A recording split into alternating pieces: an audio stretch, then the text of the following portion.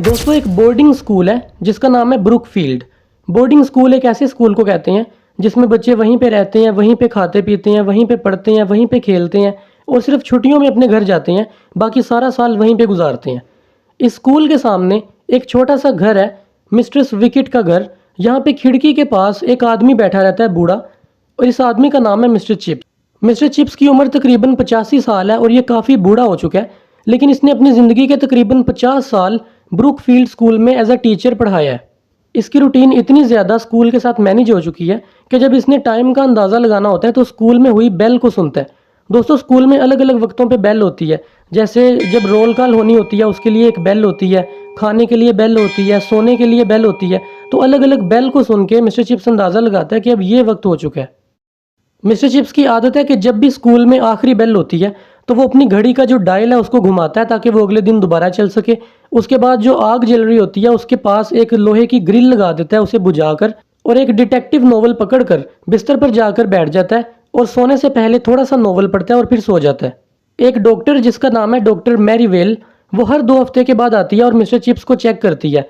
वो mister chips को बताती है कि तुम बीमार नहीं हो, बल्कि तुम मुझसे भी ज़्यादा यंग हो। तुम सिर्फ ओल्ड बॉय हो, यानी तुम एक लड़का हो जो सिर्फ बूढ़ा हो चुका है और तुम्हें कोई मसला नहीं है। अगर तुम मरोगे भी तो बिल्कुल नेचुरल डेथ मरोगे, क्योंकि तुम उस उम्र से निकल चुकी हो जब लोगों को बड़ी बड़ी बीमारियां होती हैं।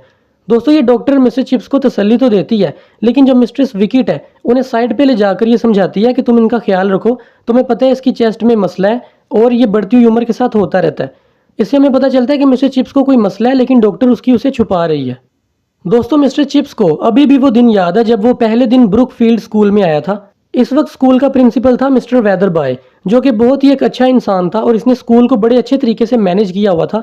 ये वही प्रिंसिपल था जिसने मिस्टर चिप्स को कुछ तरीके बताए टीचिंग करने के और कुछ ऐसी चीज़ें बताई जो मिस्टर चिप्स की ज़िंदगी में आगे स्कूल के अंदर काम आई।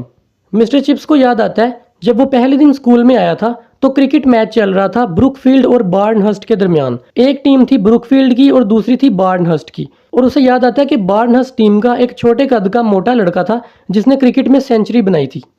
जब मिस्टर चिप्स पहले दिन क्लास में गया पढ़ाने के लिए तो उसने देखा पूरी क्लास जो है वो लड़कों से भरी हुई है और ये सारे लड़के जंगलियों की तरह टीचर के आने का इंतजार कर रहे हैं ताकि उनका मजाक उड़ाया जा सके।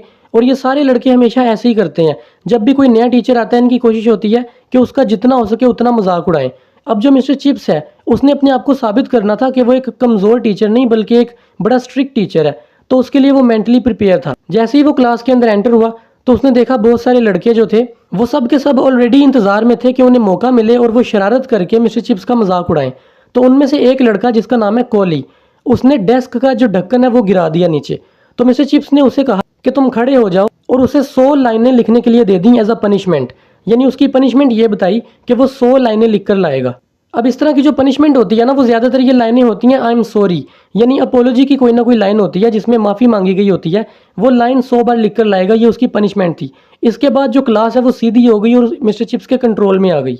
अब वो जो लड़का था जिसके सुर्ख रंग के बाल थे और उसका नाम कोहली था, जब वो बड़ा हुआ और लंदन शहर के मुअज़्ज़िज़ लोगों में शामिल हुआ तो उसका जो छोटा बेटा था वो भी पढ़ने आया इसी स्कूल में इसी टीचर के पास। तो मिस्टर चिप्स ने उसे बताया कि तुम्हारा बाप जो था कोहली, वो पहला स्टूडेंट था जिसे मैंने पनिश किया था और वो बड़ा बेवकूफ़ था, तो मुझे लगता है तुम भी बेवकूफ़ होगे।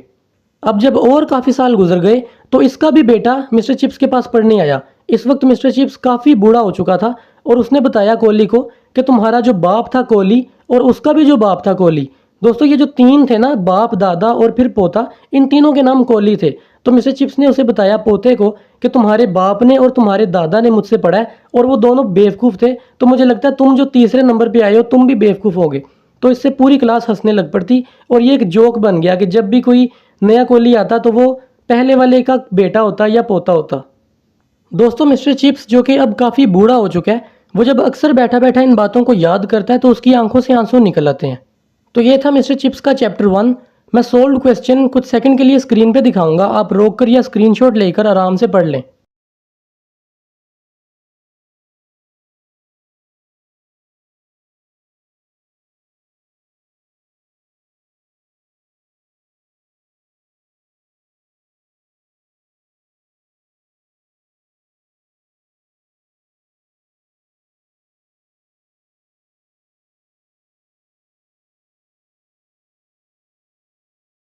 मुझे उम्मीद है आपको वीडियो पसंद आई होगी। अगर आपका कोई सवाल या सजेशन हो आप कमेंट्स में बता सकते हैं। तो मिलते हैं अगली वीडियो में।